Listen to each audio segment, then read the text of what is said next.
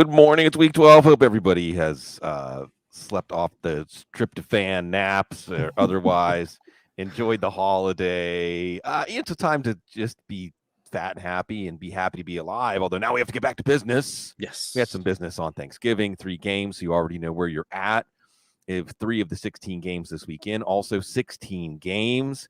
So we have, for the first time in a long time, our full complement of players. Might not seem like it, but you have your full complement of players, so the questions get a little more difficult. We have at least one potential weather issue. It's one of the many reasons we have Chris Allen here. And also, I want to let folks know, before we jump in, Black Friday also comes to footballguys.com. This weekend only, you can get 20% off of a 1-year subscription with the code Black Friday 22.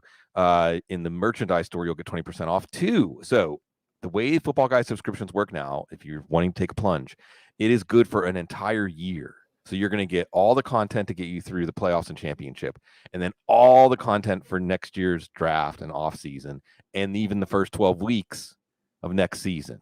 So if you want to take a plunge, check it out, 20% off, and then go to our merchandise store, use the code Black Friday 22, and you get 20% off on merchandise, including our 1 beer away from talking about sleeper tight ends pint glass, which is awesome. So check that stuff out. Shop.footballguys.com. Black Friday 22, 20% off, and 20% off of subscriptions through the weekend. Let's show them why. Well, let's hopefully show them why they want a subscription. Chris, let's jump in.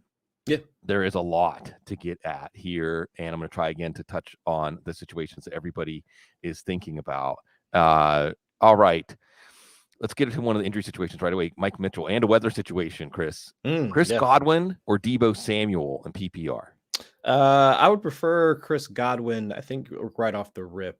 Just looking at the way that the Bucs have been more pass happy, like as of late. And I think one of the reasons why I'm less inclined to say, I think with the whole Rachaad White thing, and I'm sure we'll get into that at some point, is that we just haven't seen him used like in the passing game so far. And that was really the reason why Leonard Fournette like retained so much of his fantasy value, is that even though Rachaad White, like part of his calling card coming out of college was that he was a good pass catcher, we weren't seeing him used there. So I still think Godwin, with Fournette out, retains whatever role that he had coming into this game. But also, if we have the added bonus of not having those 3, 4, 5 targets not going Rachaad White's way, I mean, we can have the debate on whether or not some of those go to Gio Bernard, could have a little extra bump towards one Chris Godwin. So no, I would lean towards him in this matchup, at least compared to this Deebo in San Francisco going up against the Saints. Okay, real quick, just because this is going to touch on every player in the Tampa-Cleveland game. What's your feel on the weather situation in Cleveland, depending on where you look, 30, 70, 80% precipitation chances, 12 to 15 mile wind. Sounds like Cleveland weather in November. Yeah.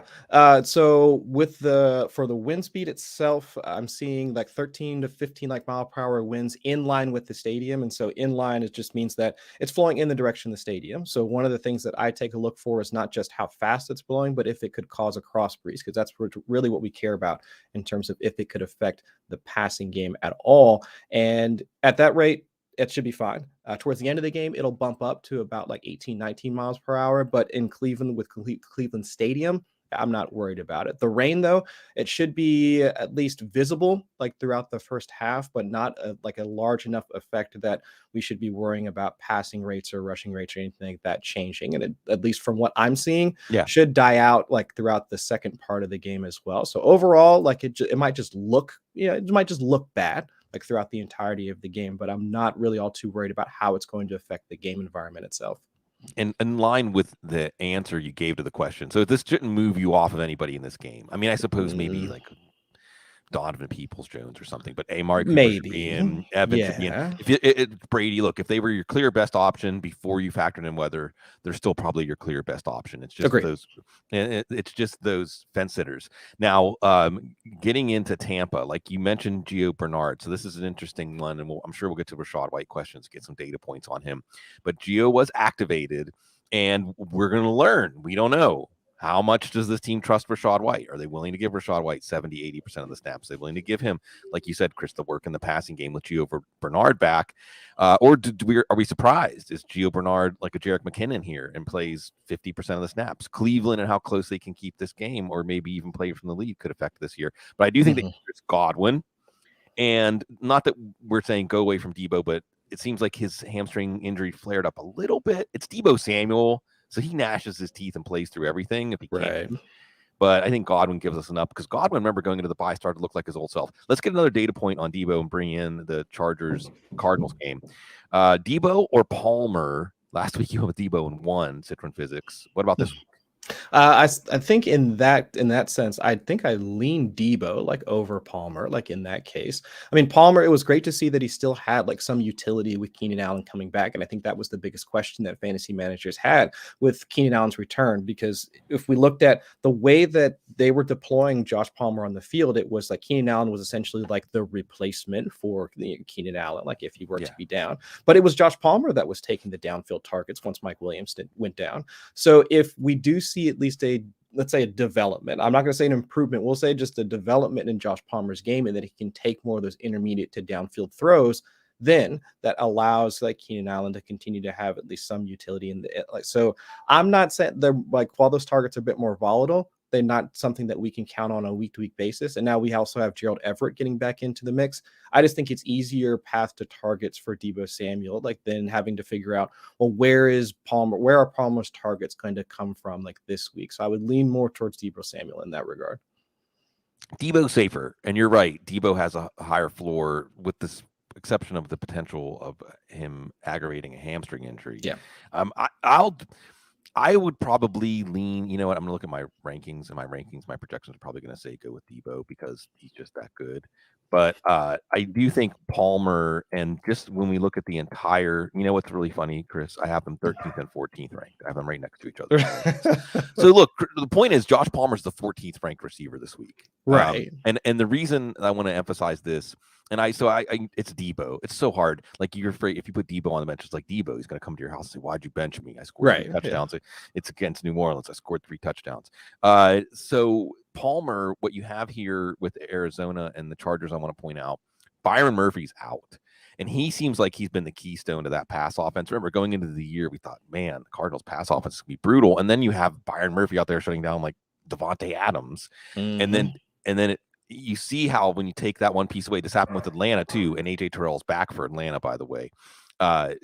You have, with Murphy's out, now the number 1 matchup gets easier, but the number 2 matchup, the number 3 matchup, this could be a good game for Justin Herbert, even without Mike Williams. And of course, Gerald Everett, it's the tight end. He's off the practice report, and 2 touchdowns for George Kittle last week, and 38 points coming pretty easily for San Francisco. That might be so I just want to say this is a warm to hot spot for the Chargers passing game, but it's still Debo. One other one from Citron Physics. This is a good correct question. Kyler or Geno? Can't believe I'm asking this question. I want to take a moment out to pause, and let's just let this one breathe for a second, Chris, because I think this is a good moment in week 12 to say all kinds of things during the season make sense that make 0 sense before the season. So whenever people present things in their rankings, whenever people present draft strategies, whenever people say, I'm going to take this player even though nobody else is, or I'm going to take him 2 rounds before everybody else, don't scoff, don't ridicule. I mean, look, our rankings should somewhat adhere to ADP simply because we don't want to give people bad advice and make them take a player 3 rounds before they need to. Sure. But other than that, lots of weird things, or things that seem weird, aren't so weird by the time we're in the season, like Geno Smith or Kyler Murray. Right. Yeah. I think if we had the same conversation or the same question back in, let's say, like week 4, week 5, we'd be like, whoa. Let's not be too hasty. But now here in week 12, after seeing Geno Smith be one of the most efficient quarterbacks, one of the most accurate quarterbacks, I don't think that's like too crazy at all. I would lean Geno Smith in this matchup. I mean, the Raiders, bottom 3, bottom 5 schedule adjusted fantasy points allowed to the quarterback position. I don't know. I mean, we might have some questions about them at some point later, but I mean, everybody's probably excited to roster Tyler Lockett, DK Metcalf. I mean, you're probably tossing one of the tight ends into like DFS lineups, I would assume, just if you want to get unique and get access to Geno Smith in the Seahawks passing game. But it's all that value intersects at Geno Smith. I think has the higher floor with, I would say, a similar ceiling to Kyler Murray if we see him on the move today. I think I have him ahead by 0.2. And I'll say this. If you have seen the results from the first 3 games on Thursday and you're behind the 8 ball and you need 35 points from your quarterback spot, then it's Murray. Okay. If you need ceiling, then it's Murray just because of his running ability. But Murray's going to be with probably a limited Marquise Brown. Maybe not limited in terms of effectiveness, but probably on some sort of pitch count. No Greg Dortch, no Rondale Moore. No, maybe it's a Trey McBride game. Maybe it's James Conner catching 8 passes out of the backfield. But this could also be a miserable game. Geno Smith going against the Raiders. That's generally a good thing in fantasy football this year. All right. Lots of hot button players here. Matthew Mans has got one in this question or two. Need one between Samaje Perine, Joe Mixon sitting. I was relieved to hear that, Chris. Yeah. I didn't want to see him out there. I'm just automatically assuming down the stretch, if a player gets a concussion, you're not going to see him the next week. I think after the Tua thing, and I know that put people in a bind because Mixon didn't practice on Wednesday, but there was a report that sources say that he should be ready or is on track to be ready, which is a weird thing, right? Because concussion protocol is not linear. Right. It's not something that you just step through one step after the other. It can be a little more circuitous. So people had to set their lineups on Thursday thinking, well, Mixon might play. He's not going to play. It's going to be Samaje Perine, Juju Smith-Schuster, who is back 2 weeks removed from a concussion, kind of a scary concussion, and Isaiah Pacheco. Now we have Clyde Edwards-Helaire on IR. Not that it makes that much of a difference because he barely played last week. But Kansas City is also playing the Los Angeles Rams. Chris, I think a bunch of teams that played yesterday and Friday could beat the Los Angeles Rams that we're going to see this weekend. Yeah, I agree. And I know I know where you're probably leaning. Yeah.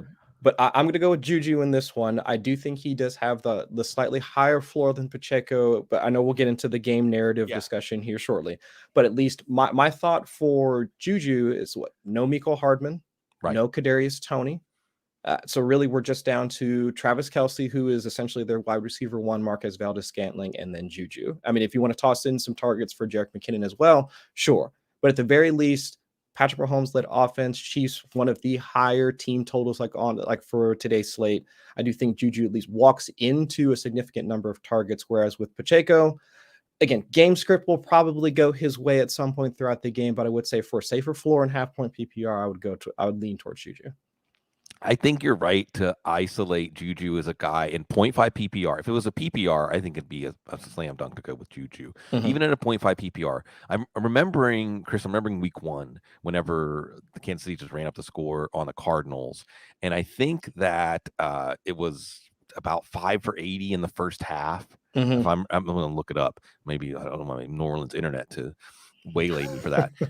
My point simply is that you can pencil him in for 10 points and a half, 6 for 79, and that's what he did in the first half.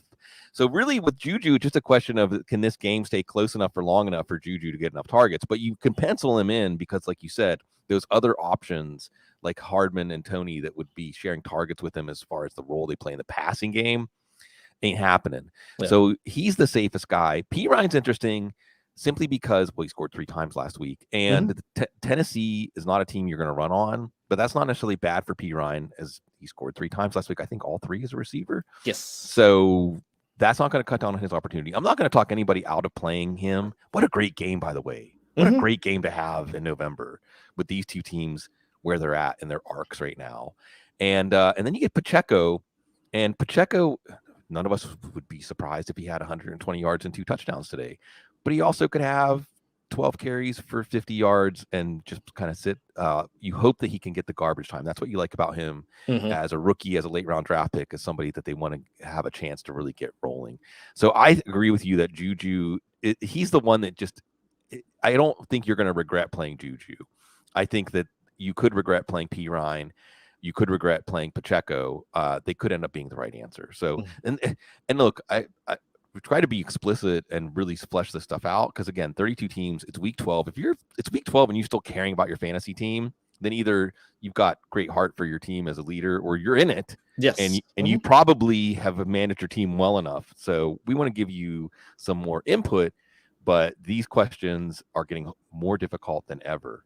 Okay, Mel Johnson has a tight end question in a 0.5 PPR. Greg Dulcich, and it's Jerry Jeudy out. So you're looking at a Cortland Sutton, Kendall Hinton, Greg Dulcich passing game against, and Jalen Virgil against Carolina, or Everett going against Arizona. I think just given the game environment between the Chargers and the Cardinals, I would lean towards Gerald Everett. I think that's the answer. Yeah, I think the Cardinals have been one that. What's the narrative been? Like, you want to take your Cardinals and target a Vance Joseph defense, and that's been the case for a few years now. And like, I think Everett kind of falls into that role. But I think like the same concerns that we outlined earlier is just like, what is the potential? What's the potential for targets there? And I think you outlined the case like for Dulcich to have at least a better case for targets. I mean, with the limited options that the Broncos have, but just given overall game environment, potential chance at catching a touchdown, at least getting into scoring position, I think the Chargers have like the easier out than the Broncos do. So I would lean towards Gerald Everett. Yeah, I wouldn't be surprised if a Chargers stack won some big money in the late game slots in DFS. It's Arizona without Byron Murphy. The other thing is, again, Arizona, and look, we're 12 weeks in or 11 weeks in going into week 12. We don't necessarily put a lot of weight in matchups week 4, week 5, week 6. But by the time we get to week 12, the data is giving us a pretty good pattern here. I think the worst performance by a tight end group against Arizona this year was Carolina tight ends combining for 4 for 40. And for Carolina tight ends, that's pretty good. That's like 15 catches. Yeah. So everybody else, the tight end group has had a big day against Arizona. So I think that's the one that Dulcich just isn't. He's fading a little bit. Also, Carolina held down Baltimore. It's going to be real interesting as an aside. It's Baltimore's. They're going to be a defense front team with the offense just playing safe football and trying not to turn the ball over, because that's what they did last week against Carolina. Maybe we'll see against Jacksonville today. All right, MSH. Good morning, MSH. Antonio Gibson or Miles Sanders? I could talk myself into either one of these. I would, man, that is a good one, because let's see, Washington going up against Atlanta, and then we've got the Eagles playing that's Green Packers Bay. That's tonight. That's the Sunday night game. I think I would lean towards Antonio Gibson. Yes. I think that's where I'm leaning at this point. I mean, no JD McKissick. We do know that Taylor Heineke should be capable of moving the ball. I think this is a big Terry McLaurin game, but at the same time, we could still see like a few dump off passes like go towards Gibson's way. Commanders should be able to move the ball fairly easily against the Falcons defense. Like, even though with AJ Terrell back, like they've still been giving up, I mean, just a significant amount in terms of yards per drive to opposing offenses, like in the past couple of weeks. So yeah, I would think like Antonio Gibson's probably the safer play. Yeah, he's going to have involvement in the passing game. He actually had more carries than Brian Robinson. Both of them give you breakaway play ability. Unfortunately, with Sanders, though, you have Jalen Hurts, the goal line. And I think that's one of the things that makes it easier. Sanders has had a few good games this year. I think Gibson is the safer play. Oh, boy, let's check in on a player that has gotten us this far, but we might be tearing up that ticket and getting on another train. Iron's cat. Rashad White. He says, serious question. I know you're serious. Rashad White or Damian Pierce? Ooh. So let's see. I think I go Rashad White. Yes. I think I go Rashad White. I mean, Cleveland's run defense, it's been one of the worst in the league so far, which is kind of sad for Cleveland, given the amount of investment that they've put into that defense, like over the past few years. But yeah, I think it's Rashad White. We were just outlining some of the concerns with his game, considering there's uncertainty regarding his passing game involvement. But I do think that overall, given the way that we think this game is going to go, whether it's going to be a couple of like touchdowns to any of the pass game options, we do think Tom Brady should be able to help move the ball. But in terms of getting into scoring position, will they wind up using Rashad White once they get into the red zone with inside the 10? And they've shown a willingness to give him the ball like once they do get into those situations anyway. So no, I think Rashad White's the better option there. Yeah, I think so. And with Pierce, Chris, after this week, if it's another week like last week where he had 10 touches for nothing. Yeah. Couch cushion change. Mm-hmm. If it happens again against Miami, now Miami is a very negative game script for a running back. Okay. That's why I'm breaking ties against Pierce. It was funny, Chris, putting together my rankings projections this week. When I got to running back 25 or so, I was like, oh, that's not bad, actually. Mm-hmm. Some options. So Dameon Pierce is not a slam dunk play. And he could be hitting the rookie wall. The Ricky wall. That's a different wall. The rookie wall. The Ricky Powell wall. He could be hitting the rookie wall. Tennessee. Now, the Texans. We're going to see with Kyle Allen out there. Just as a quick aside on this game. And how could this end up being okay for Pierce? Well, first of all, did he find some of that endless energy he had earlier in the year? As a rookie, he's at the point in the season where college football teams are going to get to rest, right? Mm-hmm. No rest for Dameon Pierce. No. The other thing here is Kyle Allen likes to throw. I will say this. Kyle Allen's going to go out there and he's going to wing it. So it's almost inviting him to throw 45 or 50 passes, maybe set Pierce up. But I think it's White here. I look at this simply as which offense is more likely to score a touchdown today, right? Mm-hmm. And something like that. Dave Malone. Latavius, he mentions that Cecil said, look out for Marlon Mack today. Oh, okay. Versus Dante Foreman, who is really the agony of defeat, the thrill of victory. You never know what you're going to get. Yeah. I think I lean more towards Latavius, like in that matchup, just because I think we talked about this last week with Dante Foreman, is that like he has no component like in the passing game. And I think that's the biggest concern. Not to say that Latavius Murray is Alvin Kamara or anything like that, but at least we could see like a few targets like going his way, like as the game, regardless of where the game goes or where the game script goes. So I do think Latavius Murray, even in like a half point or especially in like full point PPR leagues, I think he's the better option there. Yeah, and again, it's in this game, so we can just compare this. Do you want the lead running back for Denver, or do you want the lead running back for Carolina? And bingo. I think that's the easiest. Yeah, Sam Darnold, right? Yeah. I mean, we may see more Mac. We may see something happen here where it's a bit surprising, but Murray's the guy with the momentum going in here, at least in terms of usage and familiarity. And again, I want to take a moment out to say, you say week 1, Chris. In week 12, we're going to be wondering whether we should play Latavius Murray. Or Dante Foreman, actually. Right. Dante Foreman, at least on our radar, is the backup to Christian McCaffrey, which has been a role that has had value over the last few years. Latavius Murray wasn't even on a roster. So, again, we're going to have a few more of those. Looking down those depth charts, I don't know, Ronald Jones, Trey Sermon, somebody. There's going to be somebody that we're not expecting to have fantasy value. We expected one of or both of these guys to have fantasy value. This is an interesting one. We don't get these often, Chris. It's same team, same position. Alan Lazard or Christian Watson? So the easy way to look at this would be just how they're deployed on the field. Christian Watson primarily outside, even though he's mixed in for, I think, 35% like slot rate over the past few weeks since he's broken out.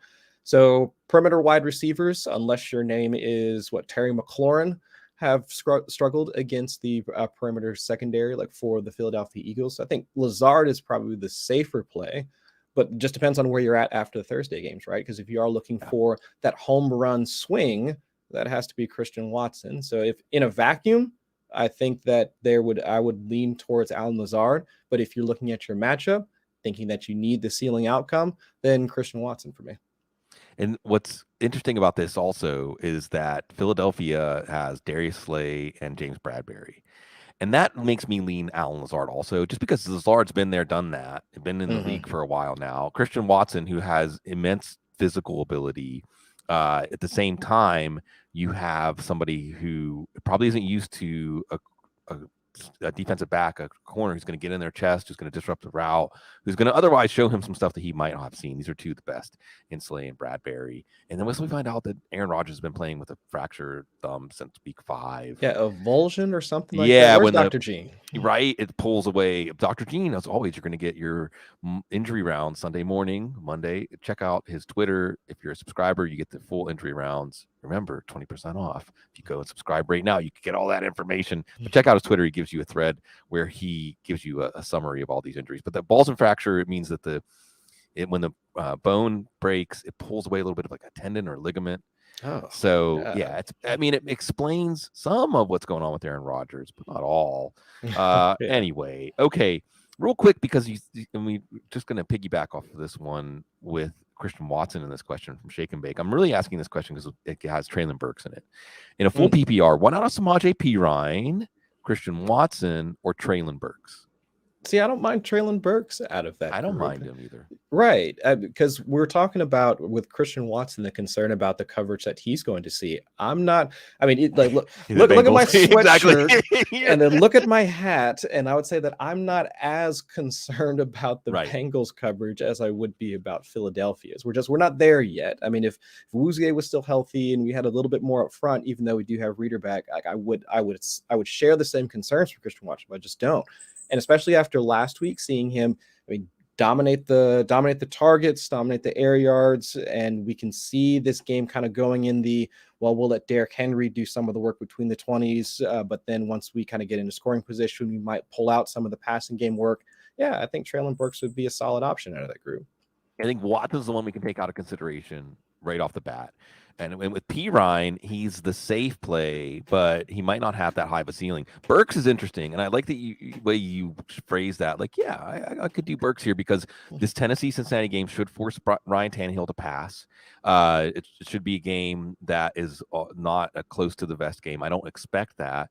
And like you said, the Bengals pass defense. Cam Taylor-Britt looks like he might be a keeper, but you have him in a big role. A rookie in a big role, more by necessity. I just think the Titans passing game is underrated. And we could look at Traylon Burks after this week, Chris. We might not get a lot of questions about Traylon Burks. Yeah. Right? People be like, well, I'm going to play Traylon Burks. We'll see. Those rookies and their wonderful upside here. Another rookie maybe without a lot of upside, but this is where we're at. Dollar bill DDB. Kenny Pickett going tomorrow night at Indianapolis, or Russell Wilson today at Carolina? Ooh, I think it's what the textbook answer would be Russ, but I mean, I'll throw something at Kenny Pickett. I don't see why he's not a bad option in comparison to Russell Wilson, just because given his aggression. I know you can look at some of the, like, his efficiency stats have been down, completion percentage over expected has been like in the bottom 10, but he is like still chucking the ball down there. Like, I think his air yards per attempt is somewhere around like 9 or 10. If I'm remembering correctly, he's been one of the more aggressive throwers like in the league so far. And given the way that Indianapolis's coverage has been so far, yeah, I could see Kenny Pickett like hitting either George Pickens or seeing Deontay Johnson like having a solid out against the Colts. So yeah, I think Pickett's not a bad option there. Now I want to put a point on this for everybody. Okay. We're talking about quarterback 26 versus quarterback 28. Yeah. Okay? Right. So yeah, that's where we're saying, at. Yeah. Either way, you're saying like there's not a slam dunk here. Okay. Yeah. I also have Kenny Pickett in here, and I think you highlighted a lot about the aggressiveness. Remember, Clint Kubiak is calling plays for Denver now, it's against Carolina. So remember what happened last week with Carolina? They lost 13-3 to Baltimore. Only Marcus Peters forced fumble deep in Carolina territory allowed Baltimore to get a touchdown in that game. We're really going to say, even with Baltimore's problems and Greg Roman, we're really going to say that Baltimore's offense is worse than Denver's. So this is not going to be a good offensive game for Denver. I don't expect that, assuming Carolina's defense continues to play well. This one's tough. There's a lot of tough questions. All of a sudden, this job isn't so much fun. Adam Southwick, full PPR, 2 out of 3. Nick Chubb, Tyler Lockett, James Conner, 1 sits. Sit Chubb. Ooh. I think that's where I'm at. Lockett, I think, is the easy one. Like slot roll against the Raiders, go ahead and toss that one out of there. But between Chubb and Connor in a full point PPR, we were just laying out like who's not going to be a pass catching option for Kyler Murray in his return. All right, like no Rondell Moore, assuming no Greg Dortch. We're looking at rookie Trey McBride, and of course you got D-Hop and then Marquise Brown like on a snap count. So out of that group, I mean, not too much out there like for Kyler Murray. So that's where I would lean James Conner. I think he was 4th in routes run just this past week after the Benjamin release.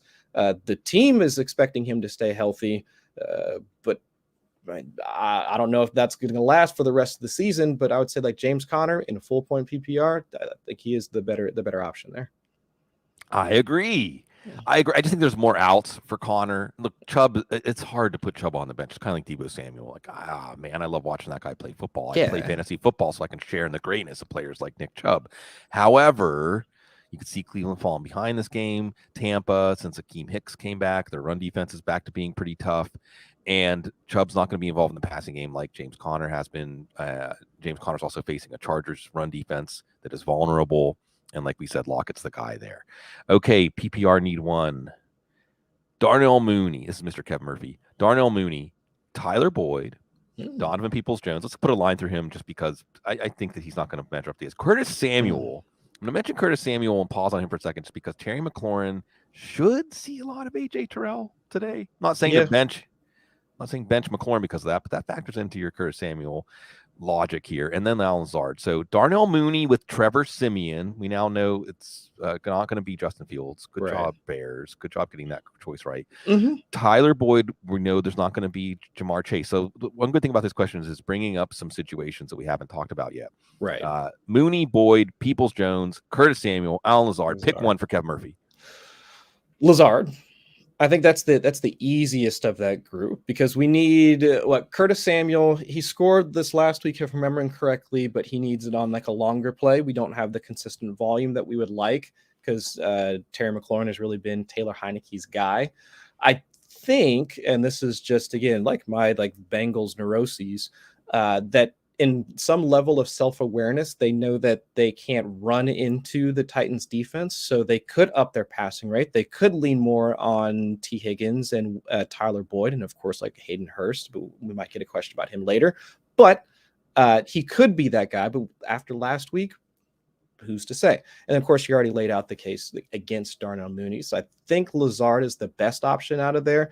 But I think out of the second cut for me would be either one of Boyd or Curtis Samuel. I'm going to go with Boyd here. I'm going to say the one. If I have to click one, and I'm going on your logic, which I think is correct, that Cincinnati is going to be rational, and Cincinnati is going to pass short passing, probably quick passing.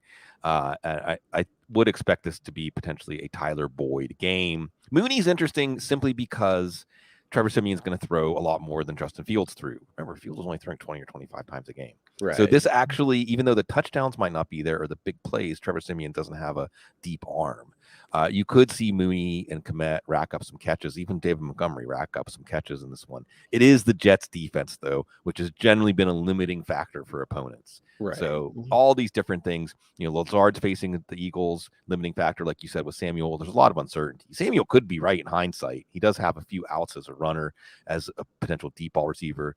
On that Washington-Atlanta game, real quick, what I'm worried about with that game is no Chase Young, but Washington's defensive line, if you haven't been watching lately, folks, remember when we liked Washington as a fantasy defense? Remember when we thought, man, that defensive line is just really, really tough and makes everything difficult. It's back. That defensive line is back. And Atlanta doesn't have a lot without Kyle Pitts. We're going to see just how much Kyle Pitts being out there was helping Atlanta's offense have a little more room to operate. So I wouldn't be surprised if Washington can win this game like they did against, I think, Houston earlier this year. They don't really have to open up the offense. You see Brian Robinson get 20, 25 carries. You see Antonio Gibson get 15, 20 carries. You just see Washington cruise in this game. Just tossing that out there. Toss out about, we got about 10 more minutes to toss out some questions here. I think we're actually going to make it to the questions that came in after 9 o'clock. Speaking of defenses, Randy Walters asked, Broncos defense against Sam Darnold or Chiefs at home against the Rams? I like this. Chiefs at home against the Rams with no quarterback, wide receiver, offensive line, or running game. He just answered his own question. I think the Chiefs. Yeah, it's the Chiefs. Yeah, I think it's the Chiefs. Just because I think Bryce Perkins, who I think he does have at least a little bit of rushing component to his game. So I do think that there is a chance that if the Rams, Sean McVay, they try and get him out and put him in the best situation for him. So there's that chance that they don't have as many sacks that you would expect or for the Broncos, at least comparing the Broncos to Sam Darnold. But we already know what Patrick Mahomes should be capable of doing. The negative game script that he's going to put the Rams in, and especially, like he just outlined, no QB, Allen Robinson out, Tyler Higbee essentially being the only option. So yeah, I do think it's the Chiefs. Yeah, it's the Chiefs. The Broncos defense is tailing off a little bit too. I don't think this is if this game was a month ago, I would be more excited to play the Broncos defense. I just feel like that team is running out of gas at this point. I want to pause on this. We haven't gotten a super flex question about Bryce Perkins yet, and it does look like he's going to start. He was taking the first team snaps in practice. I don't know why Sean McVay is trying to do gamesmanship. Right. But I do like Bryce Perkins as a super flex option. I might even be playing him over Aaron Rodgers because he is a runner, and you saw him look comfortable getting thrown into the fire in the Superdome here last week. He racked up about 40 rushing yards. He looked fine throwing the ball. And what I like about this, Chris, you mentioned Sean McVay with the playbook might help him. And Sean McVay might be able to dust off some stuff with 11-on-11 football that he hasn't used. In other words, the Chiefs defense, even though we like them from a big play fantasy standpoint, also might be adjusting during the game to what Bryce Perkins can do. Perkins had 20 rushing touchdowns in 2 years at Virginia as a quarterback. He's extremely athletic, and we even saw him in the preseason this year have one where he fought, extended the ball at the goal line. He has a nose for the end zone.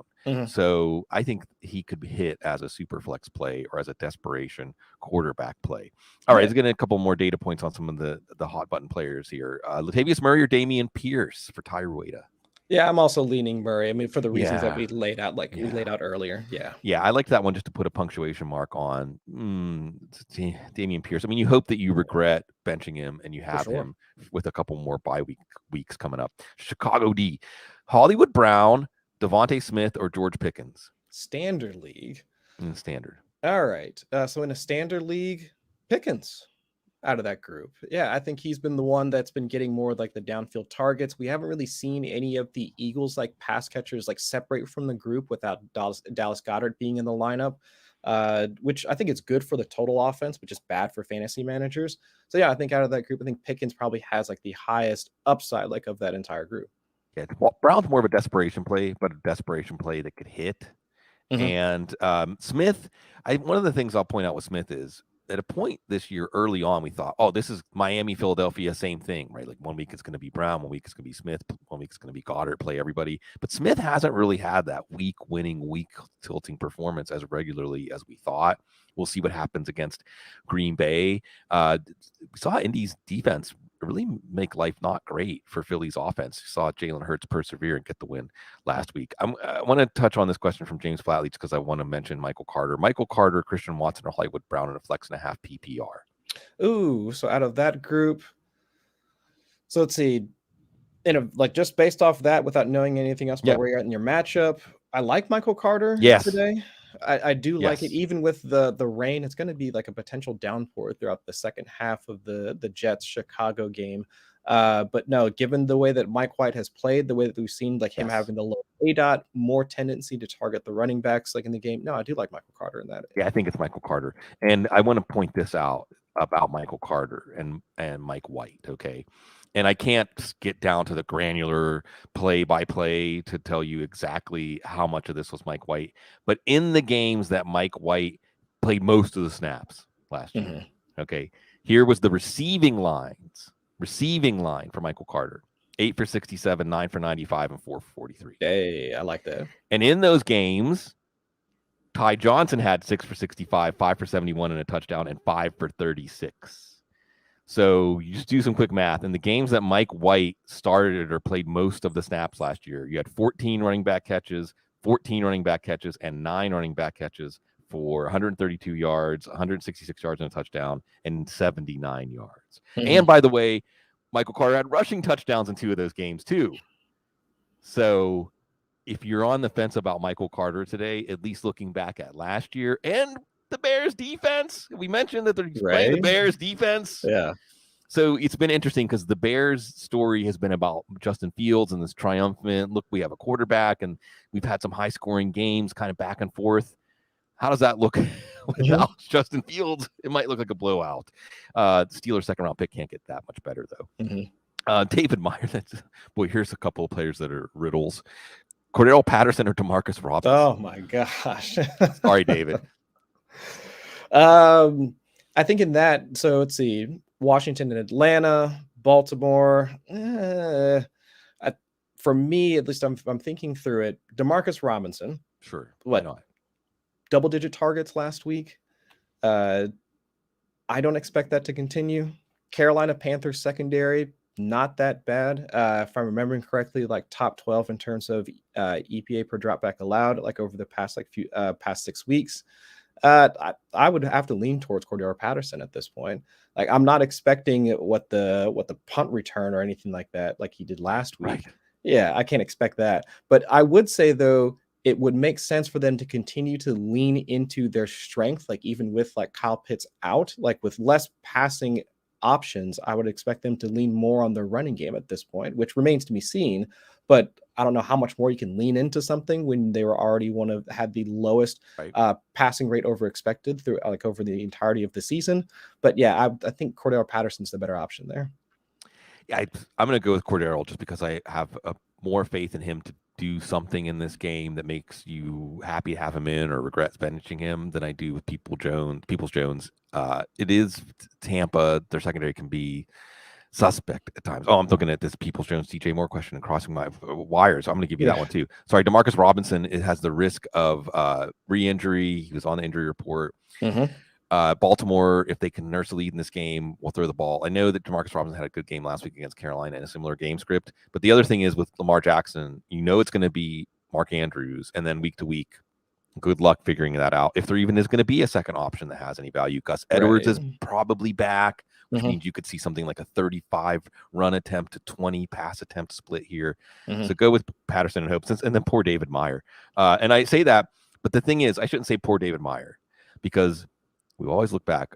I'll end on this note, and I'll give you this question. I was talking to Cecil about this on one of our shows this week, Chris. I don't know what it is about fantasy football that always makes you remember what you did wrong, right? Like if you miss the playoffs, you'll probably remember the one decision you made in the 1 week you lost by 2 points that you thought about right before kickoff, and you'll feel like that's why I lost. Yeah. But you also can say that's why I won. And in this case, picking Patterson or Demarcus Robinson, Donovan Peoples-Jones or DJ Moore. This is that right at the margin point in fantasy football where your lineup setting can really separate you or give you that chance to stay alive. So for David Meyer, we gave him Patterson over Demarcus Robinson. Donovan Peoples-Jones in Cleveland against Tampa with moderate weather concerns. DJ Moore in Charlotte, no weather concerns, a lot of quarterback concerns. Yes, exactly. Lean towards DJ Moore. I have to believe at some point that there's a way that they can continue to get him involved. I know that with the outside corners, I mean, it's more than likely than not than DJ Moore is going to wind up seeing Patrick Surtain at some point during the game. But if there's a way that they can get him like back on the interior, allow him to run more of those short and intermediate routes. I mean, if they want to keep Sam Darnold like on some sort of rhythm, if they want to keep him instead of like putting the ball in his hands and making him make decisions versus just here, see it, throw it, and then just move on to the next play. I do think like getting either him or if you want to throw in Terrace Marshall, like on the interior as well, like one of those guys to keep the offense like on some sort of schedule. So I do think that DJ Moore, if we're trying to project some sense of rationality onto the Panthers offense, I think that would be the way for them to do it. Yeah, it's great that when we get to this kind of question, we have to have lots of conditionals and things like that. Yeah. I'll try to make it simple. And look, I do have Donovan Peoples-Jones slightly ahead of DJ Moore in my rankings, although depending on if we get a more specific weather outlook, I may end up revising that down a little bit. But I'll think of it this way. It's like you got to make one play, right? Whose number are you going to call to make that one play? You going to call DJ Moore's, or are you going to call Donovan Peoples-Jones? Now, of course, you're implicating Sam Darnold and Jacoby Brissett. And yes, Jacoby Brissett has been a better quarterback than Sam Darnold, for a few years now. But I'll say in the end, if I need someone to make a play for me, then let's go with DJ Moore. And again, we appreciate you going with Football Guys, hanging out with Chris and I. We'll be here with you Sunday mornings through week 17 to help you as the decisions get harder, give you a nudge in one direction or another, maybe give you someone to blame when it all goes wrong. Again, 20% off Football Guys subscriptions through the weekend. You get it all the way through this time next year. So you're going to get that help through your playoffs. And also, by the way, we do playoff fantasy football too. If you've never tried it, I do a primer on it and rankings. And so fantasy football can keep going into the playoffs. We'll stay with you through the off season, through the preseason, and all the way through this time next year. And go to the merch store. Black Friday 22 is your code for 20% off, including those wonderful glasses we brought back. We hope that you come back next week and every week thereafter. We love serving you. It's a privilege. It's a pleasure because you're so classy.